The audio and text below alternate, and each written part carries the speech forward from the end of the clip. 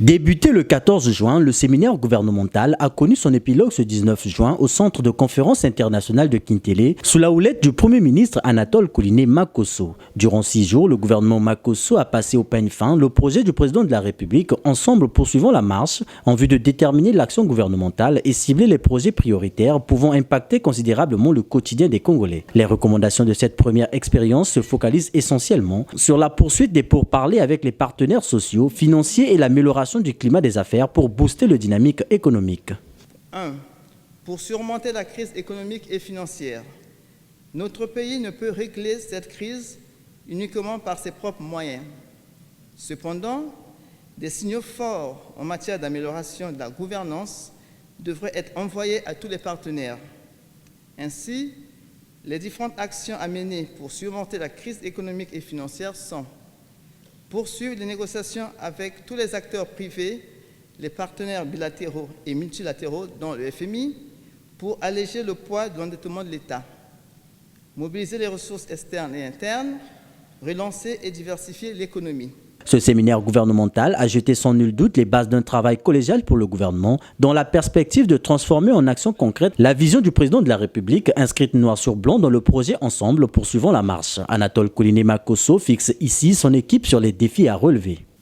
Je mesure l'importance de ce futur auquel nous devons tendre et ces nombreux défis qui se nomment, entre autres, santé, paix et sécurité de nos populations, relance et diversification de notre économie, mobilisation des ressources financières, relance des négociations avec le Fonds monétaire international, lutte contre la corruption, alimentation du climat des affaires.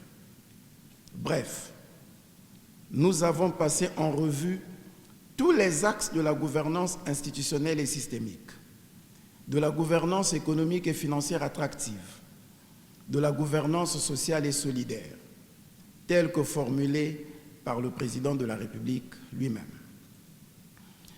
Tout ne sera ni facile, ni de tout repos face aux difficultés que traverse notre peuple. Tenons donc ferme, même lorsque nous croyons avoir tout surmonté. Le président de la République nous attend au résultat.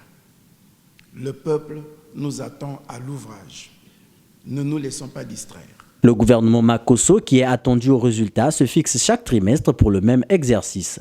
Nous sommes engagés à organiser ces rencontres tous les 3 mois. Cela pour nous permettre de nous maintenir en éveil face aux urgences des populations congolaises. Ces rencontres trimestrielles permettront aussi de faire à chaque étape l'auto-évaluation de nos actions, à l'effet de rassurer nos compatriotes que nous sommes réellement au travail, en mission, au plus près de leur réalité quotidienne. L'objectif étant d'atteindre des résultats tangibles et d'impacter le vécu quotidien des Congolais. Tel est le sens des réformes en profondeur que nous comptons mener ensemble dans une certaine cohésion gouvernementale.